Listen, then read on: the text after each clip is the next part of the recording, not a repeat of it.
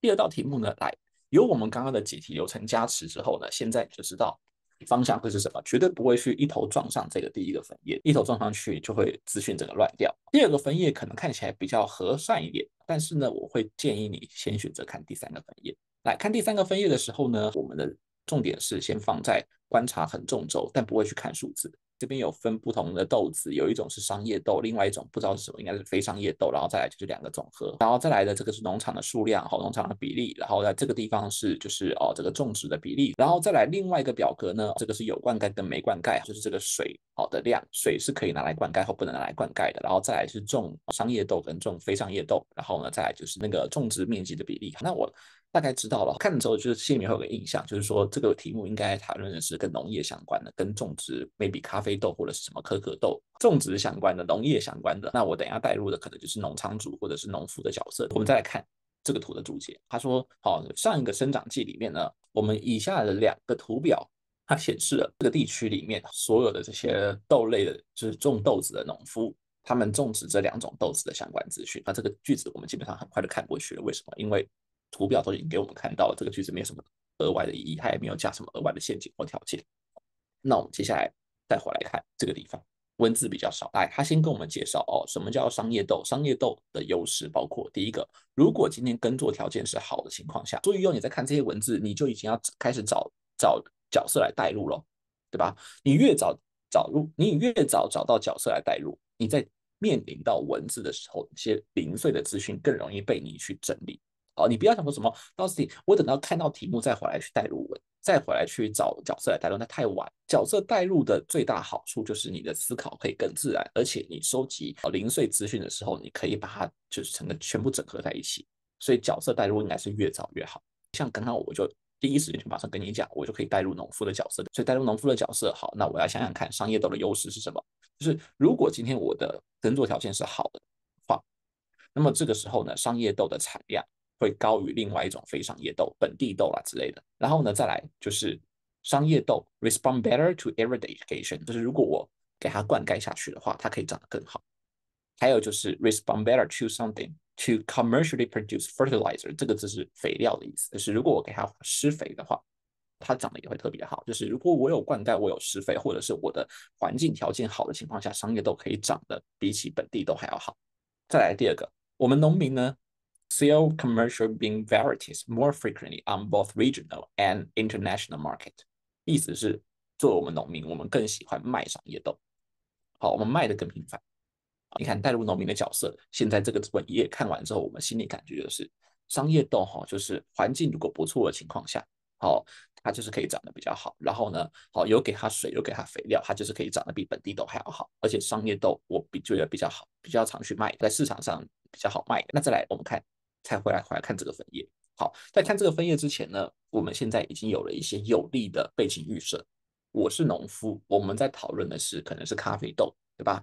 我们可能在要计算的是一些就是 maybe 生长的面积啊，然后呢，这个就是一些还要跟一些就生长的条件去做结合。那现在知道之后，我们再回来看文章。那文章的第一句话跟你讲说，在南美洲的 R 这个地区那农民呢，他们会有两种豆子可以去种，第一种是本地豆，第二种是商业豆。这句话你看这就不是一个新的资讯了，对吧？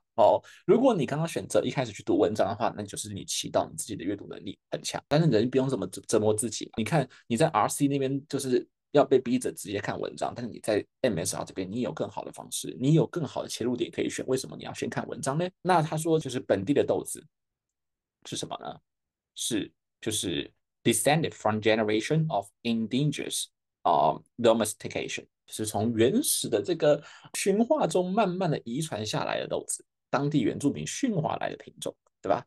好，然后呢，这个商业豆呢是什么？是那种就是大型的商业厂商去在本地生产、在本地销售的品种。换句话说，一个是那种家传之宝，有没有？就是哇，原住民这个老祖宗传承的这个豆子。另外一个是那种哇，现代资本主义所培育的豆子。他说两种豆子呢就有很多种不同的变种，然后再来还要跟你讲，两种豆子都有各自的优缺点。当然，我们刚刚看到了商业豆的优点它代表说他可能等下会跟你去介绍就是非商业豆的优点，对吧？好，然后他说这些东西呢，当地的居民、当地的这些农夫都非常的了解啊，他就告诉你说，当地农夫掌握的资讯跟你是一样的。那我们现在继续看，的确，我们刚刚的预测出来了。接下来跟我们介绍的是本地豆的优点，而且你看它的标题也有写本地豆跟商业豆。我们现在来看本地豆的优点哦。第一个啊，there are more varieties of them than raised beans than commercial varieties。好，本地豆的变种比较多。好，那变种多代表什么意思呢？就是生物多样性提高了。哦，biodiversity 这个字很重要，还有 RC 的文章也常出现。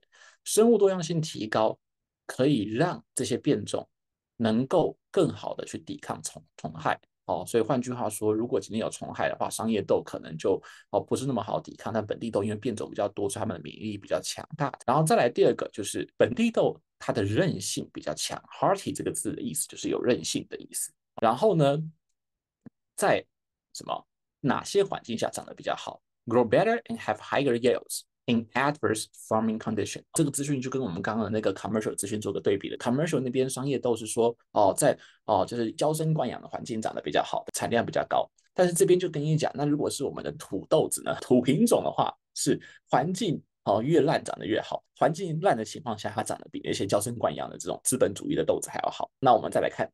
好，他这边就有讲说一些恶劣的环境是什么，包括没有灌溉啊，或者是这个土壤是岩层土壤啊，或者是有陡坡啊，这种恶劣环境下长得就比本地豆还要，比商业豆还要好。那第三个，就是本地的豆子呢，你可以去用的，你需要花的资本额比较少，换句话说，你要投入的资本，你要投入的钱比较少。为什么？因为本地的豆子的这个种子是可以去用去年的种子来用。去年收成之后，你可以把它拿来当下一年的播种，你就不用花那么多钱。那反之，如果今天是种什么，是种商业豆子的话，你不能够把去年的种子留下来，你绝对不能留，因为这样就会违反商业的条款。换句话说，本地豆我爱怎么样就怎么样，我可以比较省钱。但商业豆呢，你去年的东西你不能留着，你一留着拿来就今年用，或者是你拿来牟利的话，私自牟利的话，那就是什么？就是直接违法了。这个规矩，资本主义规矩一大堆，还是我们这个土豆子比较自由。那你看，我们带入农夫的角色，刚刚这些资讯就很好的去整理。商业豆娇生惯养环境长得好，但是它就是要么贵，要么就是我不能重复利用，要么就是环境如果不好的话，那个虫害一来啊，疾病一来啊，或者是那个就是没有灌溉什么鬼的，好，那长得就很差，它的缺点。我们土豆子娇生惯养的环境长得没有比商业豆好，但是就是韧性强，什么烂环境给它都活得下去，而且呢，爱我怎么搞就怎么搞，我爱怎么搞就怎么搞。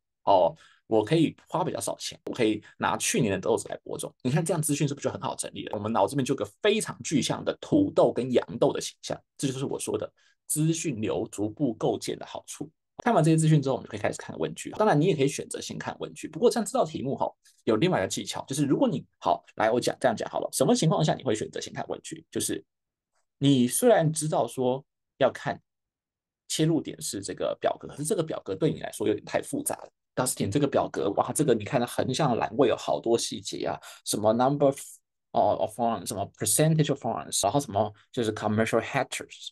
这个这么多的资讯，你会觉得这个表格对你来说很难吸收，因为这个是当然自由行政，每个人的这个吸收耐力不一样了。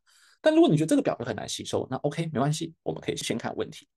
那如果是先看问题的话呢，你说 Dustin，这个我要怎么看？是只看问句呢，还是怎么样？你看这边如果只看问句没有什么意义。他说下列何者关于这个 R 这个地方生长的这个豆子，最可以由文章里所给到资讯支持。你如果先看问句没有意义，你根本不知道是怎么去 target 资讯嘛。这种时候我就会建议，除了问句之外，你还可以加上下面的选项一起看。可是问题来了，选项要5个都看吗？不要，因为正式考试你时间很少。你可以如果今天5个选项字没有很多，或者是像这种只有3个选项，你可以说把这些都看，没有关系。或者是选项只有1、2个字，你可以把它全部都看完。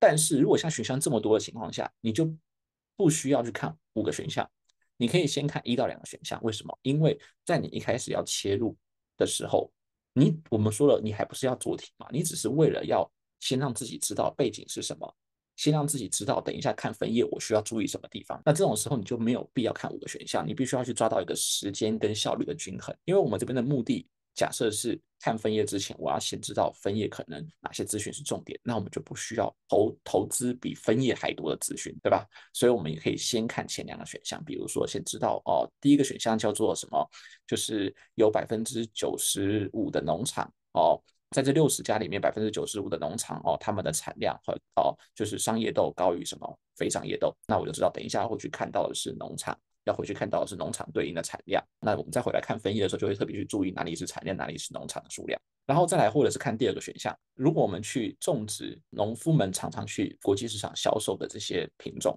的话，那可能会花到更多的钱，比起种植那些没有常常去销售的品种。那我们就会去想说，等一下回去看文章或者是会去看表格的时候，会特别去注意什么品种是他们常销售的。以及这些品种背后所花的成本是多少，你就会特别去注意文章里面讲到成本的资讯，讲到国际销售的资讯。那看到这边就够了，你不需要再往 C 度 E 去看。为什么？因为你只是为了要去理解文章这中间的重点，你不是说真的还要开始做这道题目。如果今天你看5个选项的字加起来跟看这个差不多，那你为什么要做这件事情？对吧？所以呢，当今天5个选项字太多的时候，我们可以选择只读1到2个选项就好。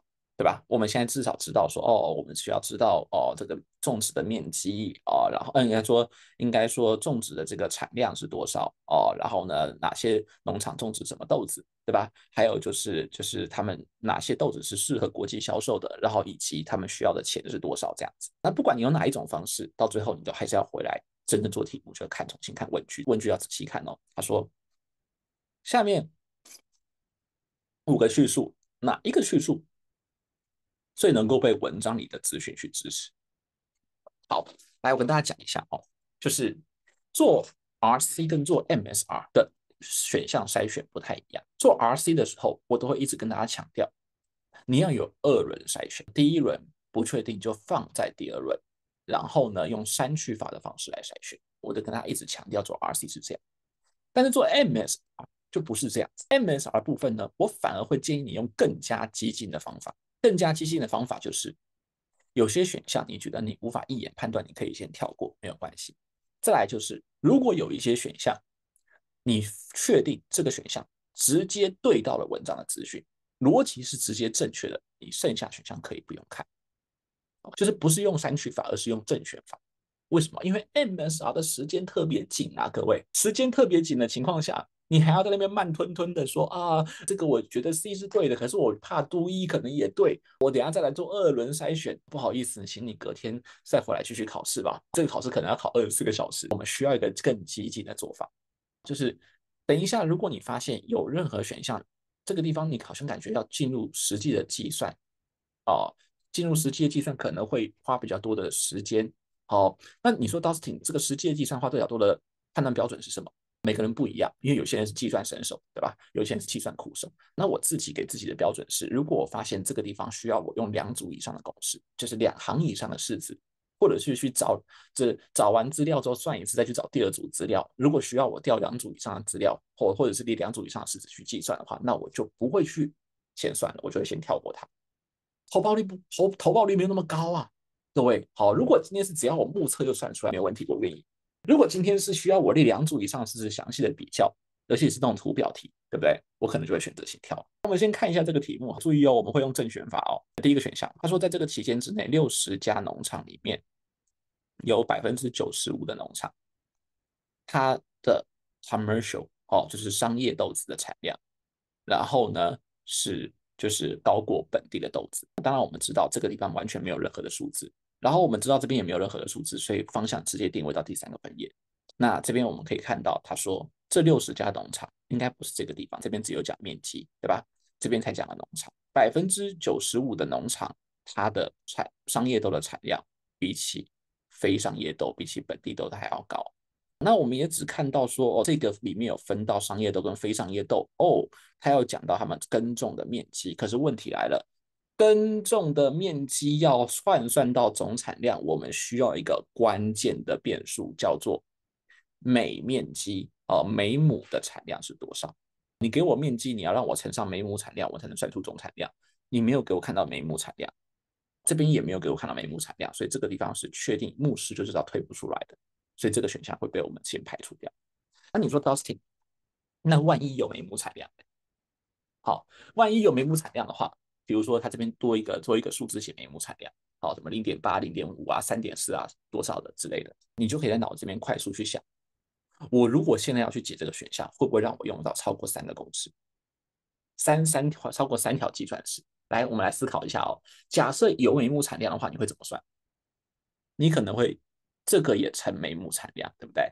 这个也去乘上每亩产量，然后呢，再去比一比它的这个总数值。哎呦，2个公式可以解决，那 OK 我可以算。但是如果有一些其他的题目，比如说还有3种、4种豆子，商业豆、本地豆，还有什么就是外形豆之类的，这种时候每一个乘上去，每一个乘上去，你就算了3、4组公式了。你光为了这个选项就花了40-50秒。而且有些时候数字还特别丑，像这边可能只是小数，有些时候还是那种什么4位数、5位数，那个就划不来。那如果是这种情况，就是你脑子里面稍微跑一跑，发现要2个公式以上，而且数字都要大幅计算的时候，我会建议你不要卡这个选项，先跳过，你先跳过。哦，如果别的不用去计算的选项，它明显逻辑是确定正确，那你就不用再回来去处理。哦，我们要更激进一点。那如果5个都要计算呢？当然你也可以去看别的选项有没有计算的更简单的嘛。如果计算更简单，你就直接下去算；如果算出来确定成立，就直接选它。MSR 我们真的需要更激进，你也可以做个实验啊，你就直接算哦，没关系哦，我们人很好哦。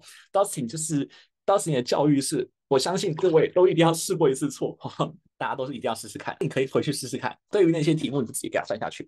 你脑子里面想，不管怎么样，不管有几个式子，你就直接下去。好，那我们来计时看看，看看你会不会从下午2点算到傍晚5点。所以我会建议用正选法就好。所以像这个，我们就直接确定没有关键资讯，这个也不用去算了，好的，直接删掉了。再来 B 选项说什么？B 选项说农民去种植那些品种更常销往国际市场的品种，会比起种植比较少销往国际市场的品种，还需要更多的资本。那我们就回来去思考一下，刚刚哪里看到有销往国际市场？我记得应该在这个地方嘛，说国际的豆子，说商业豆，好、是更常销往，所以这个地方的资讯其实就只是商业豆。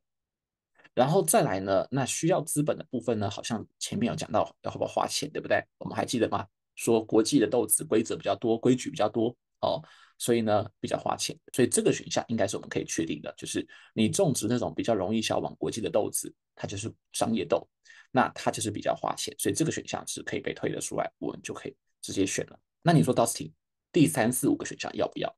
哎，拜托，考试的时候时间那么赶，就不用去一直纠结了。我会让你不用用删去法做，而是用正确法来做，就是因为 MSR 它其实很多逻辑其实没有像RC 那么复杂，没有像 RC 那种会有陷阱那么多。就是什么可能你推的时候还要有高阶逻辑去推，好，然后还要去想到一些例外的状况，没有那么夸张。MSR 就是相对逻辑比较简单，只是资讯真的太多了，好，时间真的太赶了。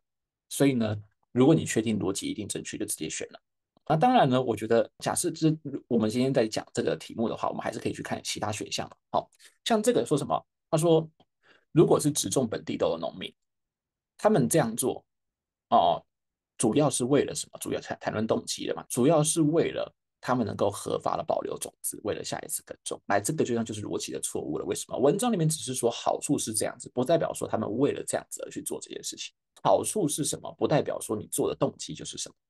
有可能你的动机是别的，对吧？所以好处不等于动机，这个选项可以秒删。那第4个选项是什么？说如果你想要最大化你的产量，那没有例外，一定是种商业豆。可是不是啊？我们刚刚说过，商业豆有它的好的地方，也有它不好的地方。好的地方在于娇生惯养的环境，它长得比较好。可是呢，有可能也会遇到困难的环境啊。困难的环境它就不是长得最好了，它就不一定是 maximize，所以不一定是所有情况都种商业豆，所以这个选项被我们排除掉。最后他说，文章里面的资讯，tab 里面的资讯，它能够支持一种观点，defend 加上 view 就是支持的意思。他说什么？支持的观点就是某一种豆子的优势明显超过另外一种豆子。但是我们刚刚看到应该是各有优劣，有商业豆好的情况，也有本地豆好的情况，没有说好像把商业豆或本地豆批的一无是处，对吧？所以这个选项也不会正确，所以最后答案是第2个选项。好，但是在正式考试里面，当然不建议你看那么后面了哦。正式考试里面，你只要确定把选项对了，某个选项对就可以直接选了。当然，我说只限于 MSR，RC 不要这样做，RC 还是要更谨慎一点。好，那再来我们看第2个题目。好，第2个题目说，For each of a foreign statement about a region R during the growing season represented in the two tables，在这2个表格里面所呈现的资讯是 like yes if the statement accurately reflects information in a tab。如果今天跟文章的资讯是有相符的，就选择 yes， 不然就选择 no。我们现在仔细看问句了，那现在我们就一个个来看，这就是3道是非题。那各位要注意的是，考试的时候是3道都要对才能拿这道小题的分数哦，这3个都要对才能拿这分数。我们看哦，第一个他说，在种植本地豆的区域，在这些区域里面，65%以上的这些区域是非灌溉的用地。哎，好，来，那这时候你就知道，重点在于它有讲到数字的比例，对不对？哦，在于面积，所以我们绝对不会去看好处跟坏处的地方，这边都在讲好处跟坏处，我们就会直接去看面积了。我们来看哦，他说本地豆的种植跟有没有灌溉，我们就会回来看到这边讲的是种本地豆 land race only， 但这边好像没有看到灌不灌溉，所以这个表格不是我们要的。那这个地方呢，种本地豆，这边有讲看到灌溉跟非灌溉，这是我们要的。我们确定70%是非灌溉的用地，对吧？所以这个选项我们是可以确定一定大于60%。然后再来第二个，只种植本地豆的农场，有超过50%的面积都集中在灌溉用地上。好，来我们看一下，只种植本地豆的，在这个地方，可是这边看不到灌溉非灌溉，这也不是我们要的。而在这个地方呢，只种植本地豆的，有超过50%的面积在灌溉用地上吗？好像目前看上去并没有30%而已，所以这个地方我们也会选择 yes。不好意思，选择不好意思，第一个应该是这个应该是选择 no， 这应该选择 no， 并没有超过50%。好，然后第三个，只种植本地豆的农场有超过50%的面积在非灌溉用地上吗？问题来了，我们可以看到灌溉非灌溉这边显示的是这个地方，但这个地方显示的是 land raised beans。这个地方显示的是所有种植本地，但那不是只种植本地豆的。所以这里面有可能2种豆子都种了，有种植 land raised， 那我们无法去分离说这里面到底有多少的比例是什么？是只种植 land raised beans， 无法去分离开来。所以这个地方呢，我们只能回答说是不能推论出来。所以这个地方答案会选择的是 no， 因为这个格子里面我们只看到有种植本地豆，不是只种植本地豆。所以呢，到底这70%有多少是还有种其他豆子的，我们并不知道。在这边回答是那。那我们再来看第三个题目。第三个题目说，对于下列的叙述，如果表格支持的话，那选择 yes；如果不支持的话，选择的是 no。首先，我们先来看第一个，一般而言，R 这个地方的豆农，他最支持、最重视什么？最重视去保护豆子免受病虫害。我们好像刚刚没有看到豆能自己内心的想法，我们只看到豆子的好处跟坏处。如果你不确定的话，你可以回来去读这2个页面，只知道豆子有好处跟坏处，但看不到这些豆农内心的动机或内心的偏好是什么，所以这个选项我们是无法推得的。第二个，而这个地区的豆农，有些人他们会在不良的条件之下耕种作物。那什么叫不良条件？文章里面有没有定义？好，如果你不确定这个名词是什么，你就要回来文章去看有没有可能定义。在文章里面讲到耕种条件的时候，这边有讲到不良条件包括了什么？没有灌溉、岩石土壤或者是陡坡。那我们来看看有没有人在这种环境下种。里面看到了其中一个不良条件叫做非灌溉，没有灌溉。那有没有人在这种条件下去种植豆类作物？当然有啊，对吧？当然有，所以这个选项我们会选择是可以推的。有人在灌溉不良的条件之下，就是不良的耕作条件之下去耕种作物。三个，如果这边的农夫他们做什么事情？他们去用前一年的收成去拿去耕种，而且是耕种商业豆，那这个是违法的。那违法不违法？好像在第一个分页有讲，这边有讲什么情况下违反专利法？如果你保存、获得，或者是拿去盈利，用什么东西盈利？用前一年耕种的豆子去盈利。虽然没有明确的讲到去种植，对吧？可是呢，你想种植不就是要你有了种子之后才能去种植吗？所以保留种子、取得种子才能去种植。所以你如果今天去种植，代表说你一定有保留。那这就是违法的，所以这个是可以选择 yes 的，所以这题答案是 no yes yes。所以你看，像这个地方的推论真的没有像 RC 那么复杂的，然后你看它的用字什么的也没有像 RC 那么的进阶，甚至连故事所碰触到的领域也没有像 RC 那样是碰触到很多的学术领域，所以我才会说它跟 RC 比起来，它的侧重点不一样。RC 的侧重点是高阶推理，而 MSR 的侧重点是多重资讯流推理，就是多模态的推理啊。